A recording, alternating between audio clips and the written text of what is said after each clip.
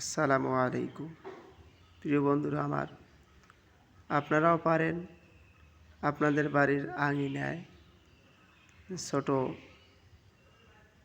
জমি যদি থাকে পরিত্যক্ত, সেখানে গবাদি পশুর জন্য বিভিন্ন রকমের ঘাসের চাষ করতে পারেন।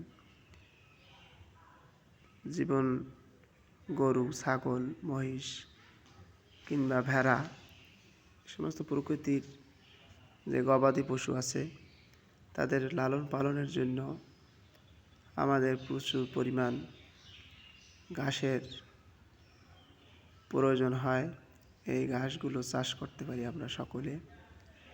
তাইলে এই ঘাসের আপনি কাটার পরে আবার সপ্তাহখানেকের ভিতরে এই ঘাসগুলো আবার বড় হয়ে যায়।